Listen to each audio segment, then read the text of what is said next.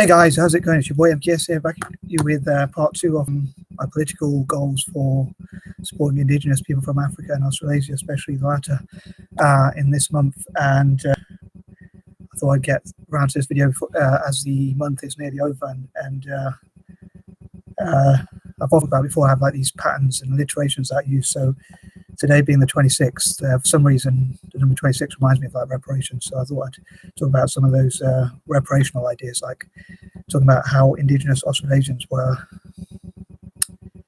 nearly wiped out. Really, they only have like 2% of the population remaining, if you know what I mean, 2 or 3%, similar to Native Americans actually, and the way they were treated in the past. So I talked before in part 1 about how I'd love to see like tax incentives for employing supporting Indigenous Australasians in all sorts of areas, like especially in STEM, which is a key area, and especially given like PCs and laptops and training for such communities or such peoples, and how I hope for them to unite together. So anyway, I'm going to try and crack on with some of my ideas. I know I normally do these in 3 parts, so to try and cover 30 ideas if I can. So anyway, here goes. So as I say, continuing on from part 1, please check it out if you haven't done so already, and look out for part 2. And also please let me know, I nearly forgot to say, whatever thoughts you have, or what ideas you disagree with or agreed with, or which ones you liked or disliked, or whatnot.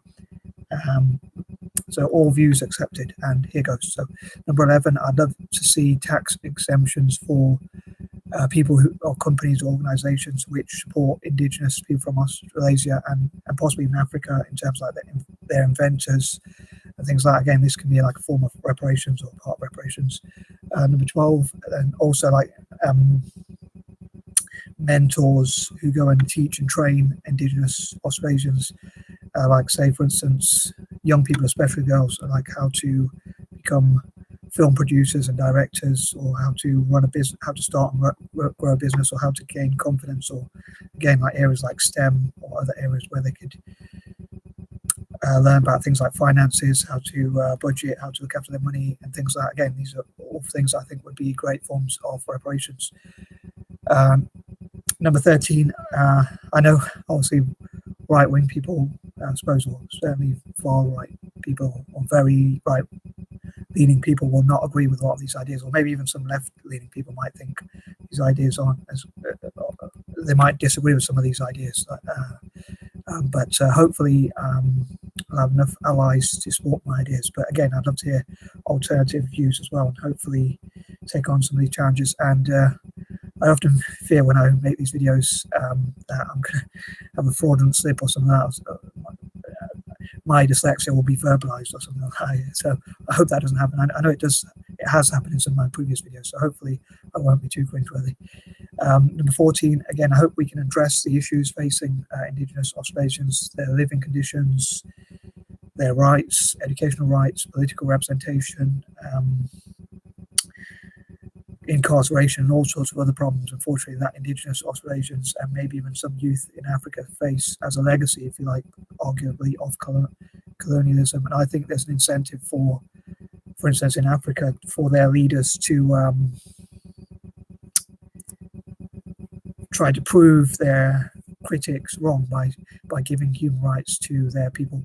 And I think, again, I think African leaders, as well as people around the world, people of color, social enterprises, NGOs, governments, and other such organizations, including companies themselves, but especially charities, NGOs, social enterprises, and all that, should be looking at, in my opinion, ensuring that every person from every Indigenous African or Australasian gets a PC, laptop, answer a call, mobile phone, and tech training to help them to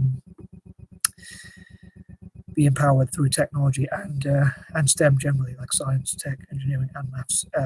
And also, as I said in part 1, like making video games and things like that, websites where they can sell games, and hopefully people around the world will buy those games, and that will help them to further be empowered. Number 15, I'd love to support their aspirations generally. As I said before, I'd love to hear from Indigenous Australasians and not just push forward my own ideals and say what I think maybe I can offer suggestions, and maybe they're things that they haven't thought about, but I don't think I should tell them like this is the way you should do it, but maybe offer some suggestions, and they might want to work, like for instance, they might not have an aspiration to work in STEM or in subject that will require an area which will require STEM or whatever, technology or this sort of thing, but these are just suggestions. But I do think these are the areas where they're most likely to be financially or just generally empowered, emotionally and spiritually, and all that sort of thing. So hope it will give them some more control of their lives and more rights and things like as I said before, like legal support, so that they have legal representation internationally, even so that they can ensure that they get equal rights by law, and not more rights but equal rights, in my opinion. Although I do believe that because of the historical injustices, I do believe that they should get, as I said before, in my opinion, 10% of the wealth, property, and even tax revenues, and maybe even overall wealth or things like that. Number 16, I'd love to discuss again with other people what they think are the best ways to empower Indigenous Australasians and how we can get more people to support them, and how they can work together politically, like people of colour supporting Indigenous Australasians politically, looking at what rights we think they should have, mixed race people like myself, like Black, Asian, mixed race, and Native American people around the world, as I say, looking at how we can support them, as well as other potential allies, again, social enterprises,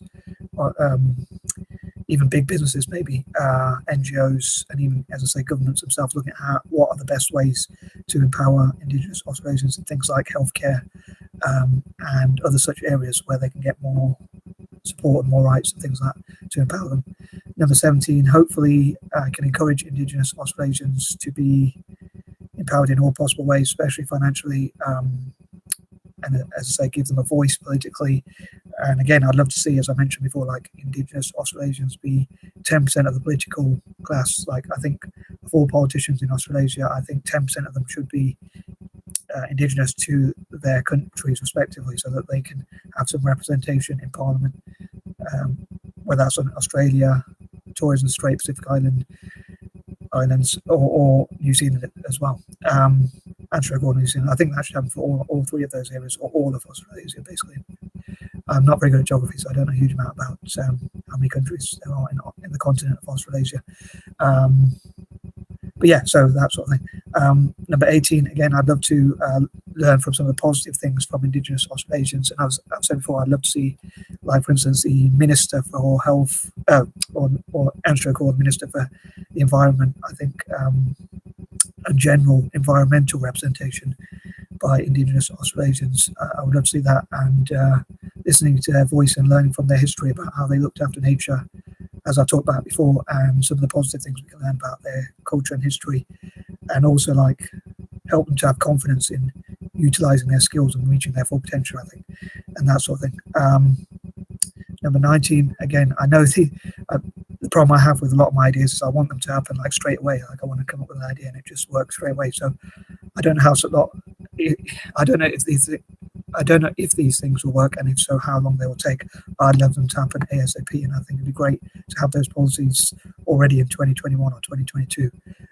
But it might take quite a while to implement these policies, or even for my ideas to spread enough for people who have that sort of influence to make those sorts of things happen. Number 20, I think again it would be great if older people went to teach younger people about their life experiences. People like business people, for instance, or film producers and directors, or game makers, or other people with skills went to teach and train young Indigenous Australasians in the safest possible environment. So hopefully they can have skills for the future. So hopefully in the next 5 or 10 years, or in the future just generally, if the world's still around, they can achieve great things, hopefully. And yeah, I think that for now that covers everything. So yeah, I'd love to create things like #teach for Indigenous Australasians, or young Indigenous Australasians and Africans, #train Indigenous Australasians and Africans, and mentor for, and things like that. So yeah, hopefully I can promote these ideas and they'll work as quickly as possible. So anyway, I'm going to stop waffling and I'm out. Peace and love.